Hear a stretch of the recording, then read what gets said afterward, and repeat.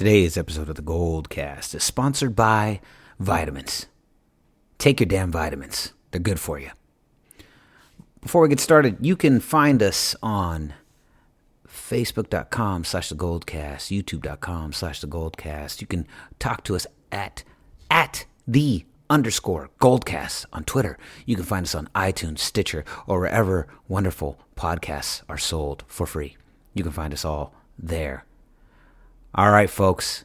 Game 2 is in the books. Warriors now up 2-0.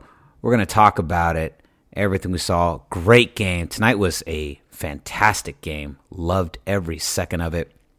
It was close, and we're going to talk about it. Let's get into it. Here we are.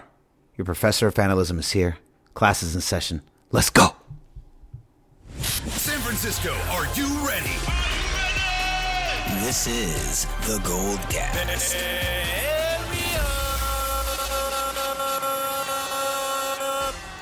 Boom!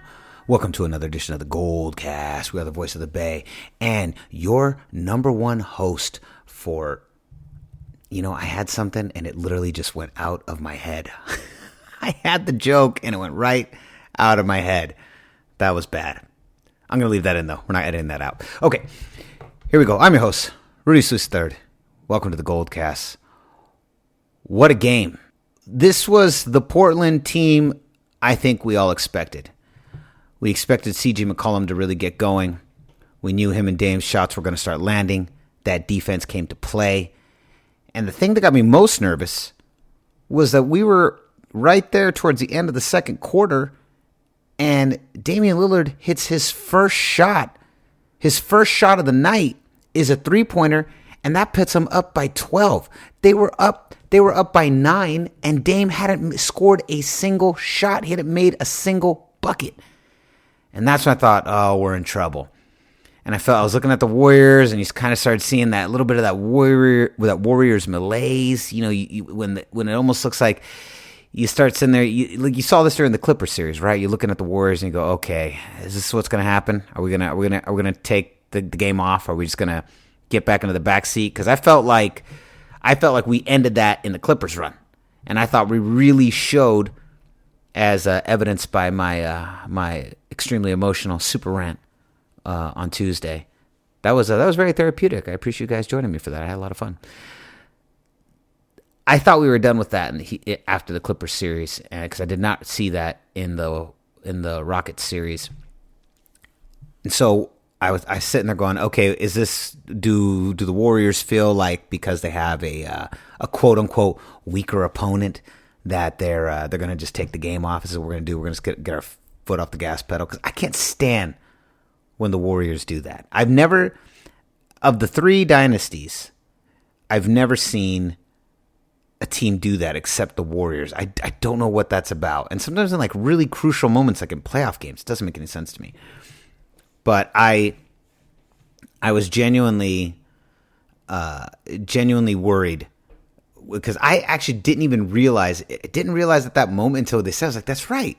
When they said Damian Lillard hadn't made a shot, I was like, that's right, he hasn't, has he? Wow. It didn't really occur to me until they said it. I was like, oh no. And we're down by 12.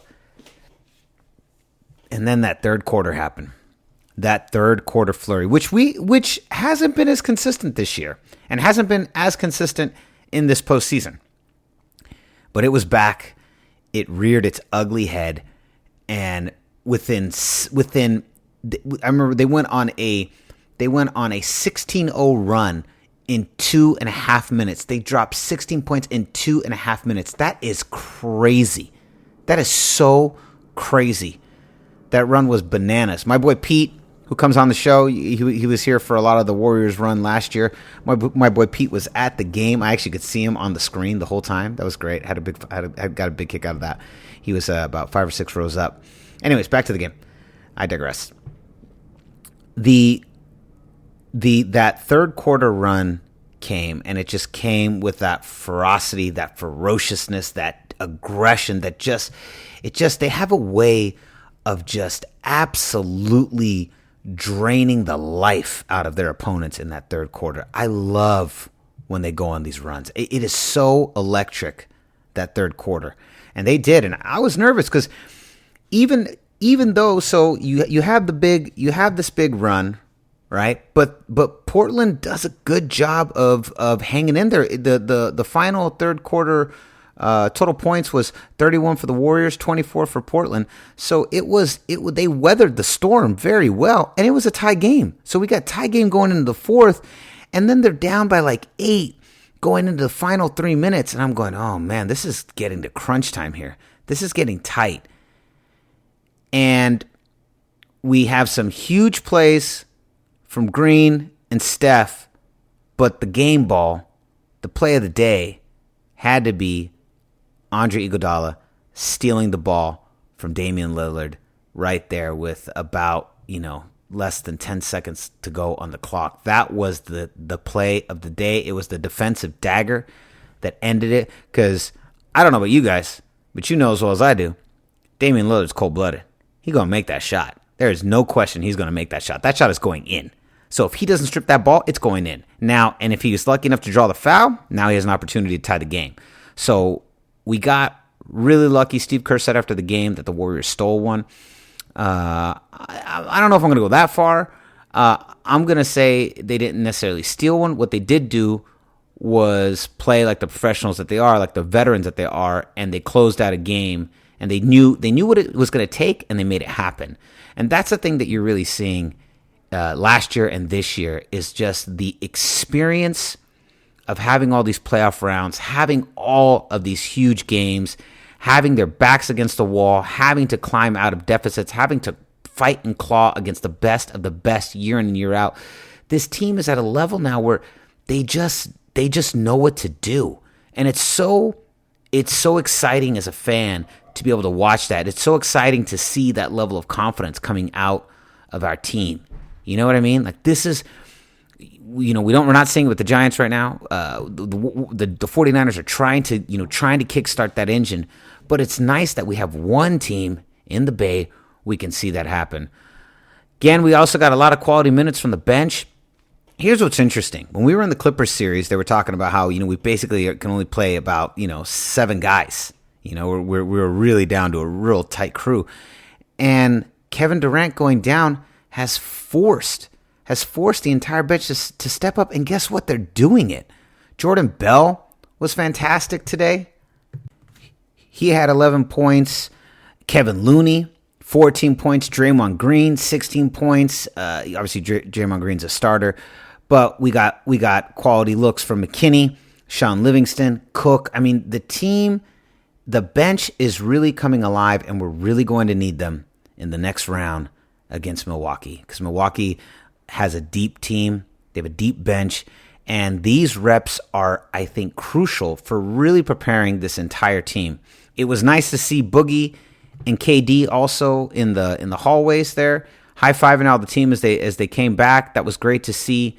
I cannot wait for KD to get back in the lineup, but at the same time, it's crucial that he rests for as long as possible.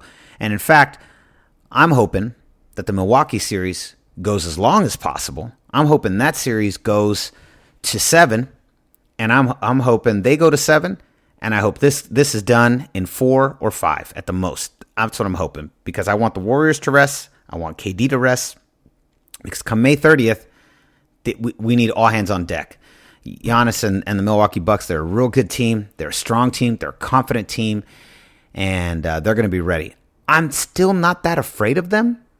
I just think there's too many superstars and there's too much experience on the Warriors side. Someone told me, as a Lakers fan, I could do a whole GoldCast on just Lakers fans. They've been driving me insane for the last year. Just insane. You know what I like to tell Lakers fans now? This is what I like to tell Lakers fans. They always give every time the Warriors lose a game or something, they give me a hard time. Or when KD went down, give me a hard time. I said, hey, what are the Lakers doing this summer? They're making Space Jam 2, right? Space Jam 2? That's what they're doing? Right? Space Jam 2? That's what LeBron's doing, right? That really pisses them off. You get a Lakers fan, let them know that really drives them crazy. It's a little bit of a little dig. I give you that one for free. So we're going to need all hands on deck, but I'm really not that afraid. I think there's too many superstars, there's too much experience, and I don't think Milwaukee has what it takes. But at the same time, They have been the best team in the league all year. They have done excellent work over there in the Eastern Conference, and I think it will definitely be one of the toughest teams we've ever had to face in the finals. I'm not exactly sure where this team would rank against some of LeBron's teams. I don't really know. I don't follow the East close enough to be able to get that answer. I really don't know. I have to go talk to some of my basketball guru guys and see where they think this Milwaukee Bucks team ranks against the LeBron James Cavalier teams. But we're going to need this whole bench, and we're going to need all hands on deck, and I think the longer KD rests, the better. They can literally go for the rest of this run. They can go through Portland without KD. It'll be fine. We need him for the finals. That's the only time we need him. But I'm excited. This was a great win. This is, again, one of those wins where the Warriors show the level of experience necessary to grind out and pull these wins off. They know what it takes. They know how to turn it on. They know exactly what to do to close this out. And it's just the reps that they've gotten since 2015. It's undeniable how important and how much of an advantage it has given the Warriors. That, and they're just the baddest team in basketball. Man, they are incredible to watch. I really, really enjoy them. The defense for Portland was tough. Man, they were tough. Man, they kept trying to, Draymond kept going for that pick and roll. And then what would Portland do? They just kept double teaming Steph, double teaming Clay, just suffocating them at the line, not giving them easy looks, forcing them to make hard shots, forcing them to take long shots, forcing them to take shots from odd angles. And it really looked, the Portland Trailblazers, I have to tip my hat off to them. They came to play. They played at the exact level that I expected them to. They should have, or they could have, I'm not going to say they should have. They could have won that game. Had a couple shots gone their way and a couple defensive plays. And like we said, Iguodala really, really stole any opportunity of tying that game and maybe going into overtime. But that was a great series. And I got to tip my hat off to the Portland Trailblazers. So I was watching CJ McCollum and Damian Lillard in the press conference afterwards. And, this is the difference between like Houston and Portland, right? Houston just whining and complaining that, that their manipulation of the rules wasn't being adhered to, that's how I interpret that, because that's exactly what you're doing. I'm not calling them cheaters. I'm just saying they're manipulating the rules with their fouls and their kickouts and all that, landing in front, all the way they're doing all that stuff. It drives me nuts. It's I've already talked about this. It's horrible to see. It really drives me nuts to watch basketball like that. So to see them complain and bitch and whine after that first game, I was like, just shut up and hoop. Like, shut up and hoop. Come on, dude. Like, get over it. And the thing I really respect about the Portland Trailblazers and Damian Lillard in particular is that they're just class acts. Like, I don't hate Portland. I respect them. And he talked about that last play. He said, he felt like Iguodala got his hands on him. He felt like he was fouled, but at the same time, he understands that they're not going to call a foul at that time of the game with that many with those seconds left. They're not gonna make that call right there. And he felt he was fouled, but at the same time, it is what it is. And he tipped his hat off to Andre Iguodala, and it was just a class. I just think that's a real classy organization. They're a really good team. They're a very competitive team. A team capable. At least this current version, if the Warriors weren't here, arguably capable of getting to the finals. I mean, that's a really good team there. It's a very good team. So all respect to the Portland Trailblazers, class act, and even in defeat, they show a level of class that, you never see out of a team like Houston, which I can't stand. And that's well documented on the GoldCast. But moving on, we have some listener comments. Oh, yeah. So this first one comes from Steven Saunders, and this is in response to the questions that we had posted a week ago, where I said, do you believe there really is friction between Shanahan and Lynch? Would you want the 49ers to be on Hard Knocks, or do you think it would be too distracting? So Steven Saunders said, no, Hard Knocks. 3, yeah, there might be a little tension, at least with some of the staff scouts, because Hurd and Wishnowsky felt like reaches. Did they really believe they couldn't get these guys around later? I'm glad they got those guys, but feels Balky-esque. It did feel Balky-esque, Steven Saunders, and we talked about that on the draft episode that we had 2 weeks ago, where I said that I thought this was the strangest draft the 49ers had, and it was really kind of hard to see the through line from the third round on. Balky-esque, just a little bit. Our boy John Niner always coming in. He goes, I think they have friction for winning and have a winning season and having a winning season. A lot of pressure on them for this upcoming season. I would say friction because they want to win, John Niner. But and I think you would agree with me on this. I think friction for winning, but not in a way where these two guys don't want to work with each other. It's not Balky Harbaugh. You know what I mean? So I agree with you, and I think you agree with me on that as well. And if not, tell me in the comments. I know you will. John Niner also said, hell no to Hard Knocks. It just like that. Hell no. Then let's go. Couple other ones I want to get to right now. Let's see. Let me pull these suckers up. Our boy Jabari Owens said, I'm looking forward to seeing the camp battles this year. There are going to be cutouts at the wideout spots. Goodwin might not make it. Also, I'm glad the 49ers picked up another linebacker too. Agreed. 100%. Goodwin not making it. He has flashes. He has a lot of flashes of brilliance, but he's very streaky. He's very mercurial, and I wouldn't be surprised either. I like Goodwin. We've never had that many weapons around the 49er offense, which I think has also led to some of Goodwin's streakiness. I think is a direct result of teams zeroing in on him and the 49ers not having a lot of weapons to go to outside of him and Kittle. So I think I would be curious to see how Goodwin will play with these additional wideouts.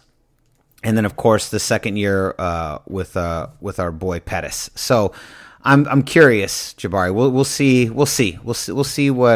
what this brings. I'm very curious.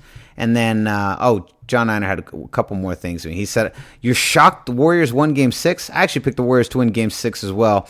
I also picked the Warriors this series 4-1. He says 4-1 against Portland. It might go 4. I'm not sure. I'd say Warriors in 5. That's probably the closest we're gonna get to. We'll see. We'll see. I wouldn't be surprised if this ends in 4. For real, I would not be surprised at all. But I got a question for you guys. This is a good one too. This is a real good one. I think I might have posted this on the last one, but I want to talk about it on the GoldCast specifically. I want to know, where does this Warriors dynasty rank for the GoldCast? Okay, so we have 3 dynasties here, right? We've got the 49er dynasty, 5 Super Bowl rings. Joe Montana, what does he have? He has the perfect stat. What's the perfect stat? You should all know by now.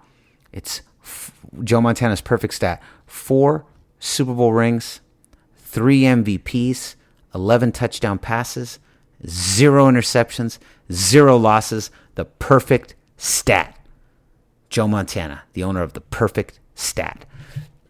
And what's even cooler, Steve Young continued that. He also had 0 interceptions. What was it? 5 touchdown passes, 6 touchdowns against San Diego. I don't even remember. It's some record. But that is it. That series, is that the most glorious dynasty? Or we have the second dynasty. The second dynasty was earlier this decade. The Giants dynasty, 3 World Series rings in 5 years. Giants in that epic 2014 run. That one was so epic, facing elimination twice. The Royals dragged them to Game 7. Madison Bumgarner with like a .94 ERA. It was something insane like that. He basically takes that whole series and puts the entire team on his back against Kansas City Royals. My dear friend, William Weston, he owns the Royale down there, right there on, it's not Leavenworth and Beach. Definitely not Leavenworth and Beach. That's the Parlor, or Fort Warner. So I think it's called. No, it's on Leavenworth and, he's going to kill me. Not Fell? I don't know. The Royale. You guys know where it is. He is a diehard Kansas City Royals fan. In fact, one year he rode a bicycle from San Francisco to Kansas City. And they told him that if he actually did that, he mailed a letter and let them know that he was going to do it. And they said, if you actually do this, we'll give you the best seats in the house right behind home plate, and we'll put you on the jumbotron. And they really did. In fact, Royals players went to the bar during that World Series. But he told me he went to Kansas. He was there at Game 7. And he said when Madison Bumgarner walked out onto the field in the third inning, a hush went over the crowd. He said the entire stadium just got silent. And he said that just Madison Bumgarner walking out was enough to completely deflate the team. And he said he knew they were going to lose right there. That is badass. That's one of the most badass stories I've ever heard. Incredible. Just incredible. We start with that wild card game against the Pittsburgh Pirates. Kansas City has to play Oakland on the other side. Both basically the lowest seeds in the post. And both these teams go all the way up and get to the World Series. Then we had to go through the Washington Nationals again.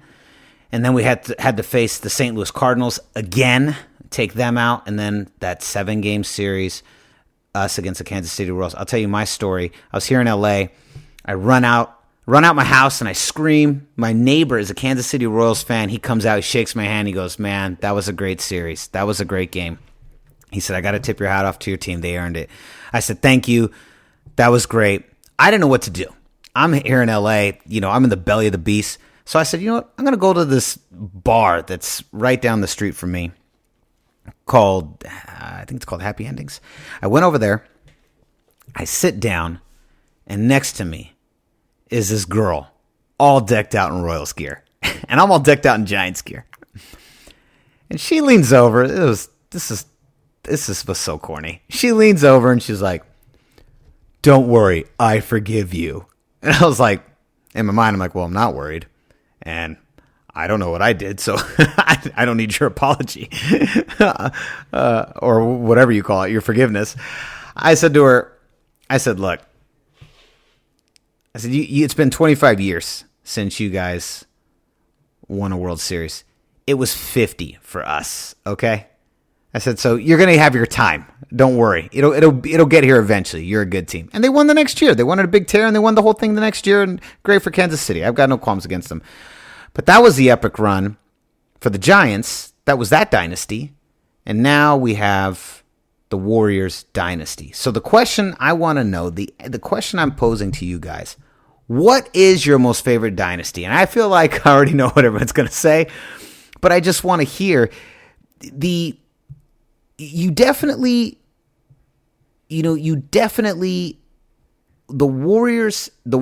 Warriors team and the 49ers team, you definitely are looking at two historical teams, two teams that will go down in the history books as two of the greatest teams that have ever played in their respective sports. No question, unequivocally, this is one of the greatest Warriors teams of all times, and those 49er squads from 80 to 95 are considered to be some of the best of all time. Obviously, the Niners one was a lot longer. The Giants one was the shortest. Warriors being in the middle, but in the difference though too is that in basketball, because there's so few players, you have the opportunity to really kind of lock in and go to multiple championships in a row.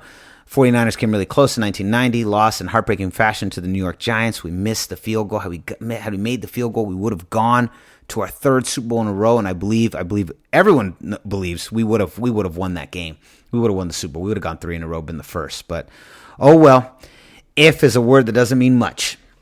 So there's my question: of the 3 dynasties, which is your favorite? Obviously, you've got length for the 49ers one of the best teams ever assembled. Maybe the best team. I mean, there were some players that moved in and out, but you had the consistency of Joe Montana, Jerry Rice for a lot of them. Jerry Rice wasn't there in the beginning, but he was there in the end. Bill Walsh, George Seifert, you do have a lot of consistency. You have this Warriors team that really is knocking on the door of the Bulls, of the 90s Bulls, 70s Celtics. They're really knocking on those doors right now. And to go 5 in a row and win 4 of them. I've been saying this for a while. Everyone thought we were in the LeBron era, but we really weren't. LeBron was just the gateway to the Warriors era. This is our era. This isn't the LeBron era. His era actually was ended because it wasn't bigger or better than the Warriors era. That's where you are, son. Live in it. Soak it up. Feels good, huh?